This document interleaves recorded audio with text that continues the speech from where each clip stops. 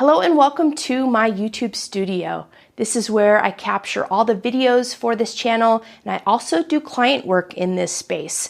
You ready for a tour?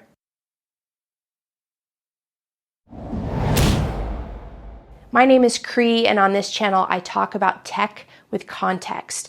And today I want to share my studio setup so that you can see how I have things broken down, how I utilize this space for creating YouTube videos or any type of client work that I might have in this space, from podcasts to talking headshots to everything in between. I'm going to break things down by the way that I have used the different areas in this room to capture different spaces in my videos. Also, we'll look at lighting, audio setup, and video setup. And I'll just show you how I have things set up. If you have a studio, you understand that this is always a work in progress. It's something that is probably the downside of doing this type of work is it's expensive. So I'm just gonna show you what works for me right now, and then hopefully that will help you when you are working out your studio setup. So let's take a look. The first thing I wanted to do in this space was to create different angles. That means that I can use various backgrounds in my videos, and that leaves you, the viewer, not bored of the same setup. Now, there are lots of YouTubers out there who have one single studio setup, and that's what they roll with. I have chosen to create different corners and spaces in my studio so that I can share a different background depending on the type of video I'm shooting. So this is one example, and you'll see various examples throughout this video that will go over that. But basically what I do, and I'll show you this when we go over the lighting setup, but I have a light on wheels, and that way I can set the camera up in any angle, and I can just use that light to shine up my face and go ahead and set up my camera, and all I have to do is shoot. And just like that, all I had to do was rotate my camera in a different direction, move my key light over, which is on wheels, as I mentioned, and I have another interesting background so that I can change different settings depending on whatever it is that I'm shooting. All right, so this background behind me is pretty special because I can change it to look however I want. This is where I shoot podcasts, interviews, or talking head videos. And I have two different angles to choose from here. I can also swap out these backgrounds. So right now there's white on this background. It's just a white curtain. Behind it is a black curtain, and behind that is a gray background. So I can switch that out depending on the look and feel of what we're after, and this is for either myself or my clients.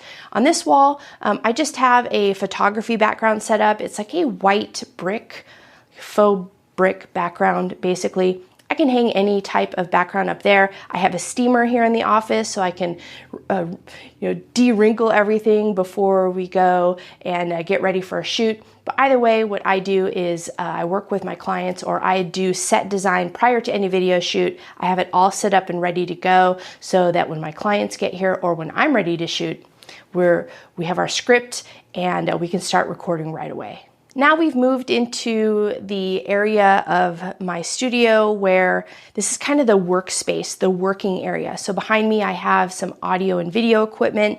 This is where I can capture everything that I record over in that podcast or talking head interview space that I just shared with you. We're also kind of rotating around to where my desk is, which I'll be showing you next. But let me show you what I have going on behind me right here. So right here, I run all my audio and video cables over to this workstation. I have an A10 Mini Pro ISO where I capture all video inputs.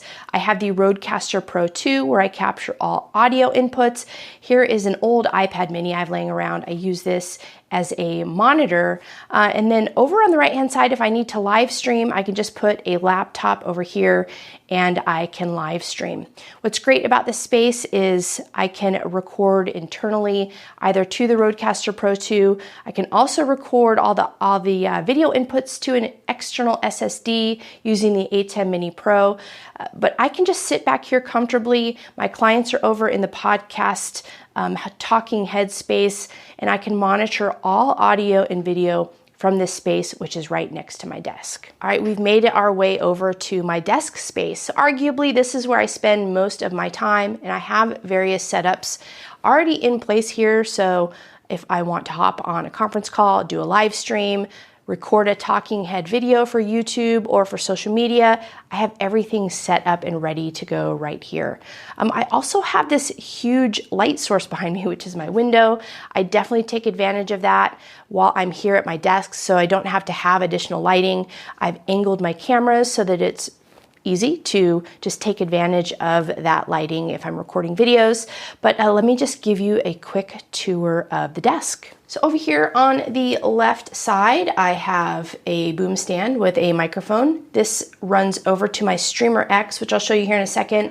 I have a stand set up in front of my window if I want to do any type of a quick video capture from my phone. I can do it here. And of course, this is my laptop. Above my laptop, I have a Canon M50 Mark II. I use this pretty much every day. This is where I do all of my meetings and any live stream. I can just set it up here. I do have a light set up. In wintertime, I use that if the sun has already set and I have a video conference call or something like that. I can go ahead and turn that light on.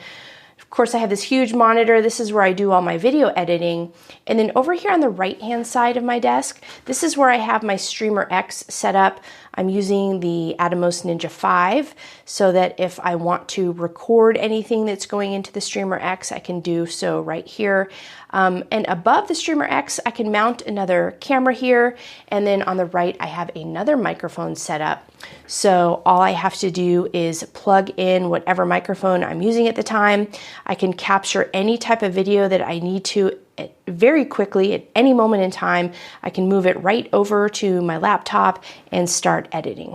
So as you can see, I've just done my best to make my workflows as easy as possible. I want to be able to sit down wherever I am and create quality content. And the thing about equipment, and you might have learned this, is sometimes equipment can get in your way. So if it's hard to set up or it's not easy to access, or if you don't know how to use it, then oftentimes that can hinder your creative process. So as I mentioned before, my studio space is a work in progress. I've tried to make my workflows as seamless as possible, accessing any of my equipment as easy as possible. That way when I want to shoot videos, or if a client comes in to shoot videos, then I can be set up in a moment's notice. So that's the general setup that I have here in the office. I do want to show you lighting and also storage. I realize these aren't fun topics to go over, but this is how I set these items up in my studio space to make capturing content as easy as possible. If there's one piece of advice that I can give to you when it comes to setting up a studio, is have everything you can have on wheels as possible. This is from storage to lighting to everything in between. So the big trick to lighting this video is this nice big key light that I have on wheels. So what I can do is I can place this wherever I need it. That lighting I can move around either for my videos right here, or if I have clients here and I need to light up their face, then I can move this nice key light wherever I need to in the room. By my desk, I have this huge light source, which is my window, and I use this as a key light when I'm sitting at my desk, and then also to motivate lighting in the room when I need it. I have lighting over my workstation over here. I can do product B-roll in this space. And if I go over to the podcast corner, you can see that I have a nice big dome light that lights up this space very well. I have hair lights set up and ready to go if I'm doing talking head shots or interviews or anything I might want to do over here in this space. And then I also keep different types of lighting plugged in that are battery operated.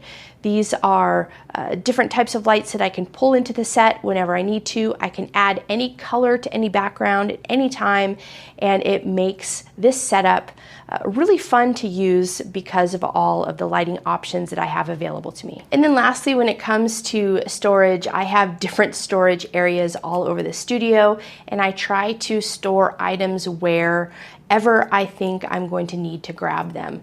And I can't emphasize this enough about storage as well. There's a reason why YouTubers are using giant toolboxes to store all their gear. It's because they give you plenty of space.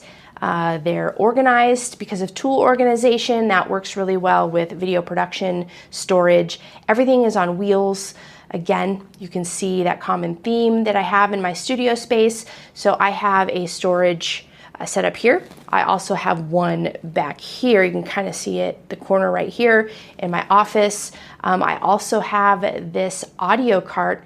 If for some reason I need this space to build out different rigs, or if there's extra equipment for a shoot, then oftentimes I have this audio cart. I can move that equipment over there. This is on wheels. I can place it wherever I need to in the room, and that makes accessing any equipment that I need at any time super easy and accessible. I agree, that was a lot for one video. The good news is I have created individual videos for most of the equipment that I use in this space, so check the description down below for links to those. And before you leave, if you liked this video, hit the subscribe button and the thumbs up. That helps a lot. Thanks as always for tuning in, and I'll see you again in next week's video.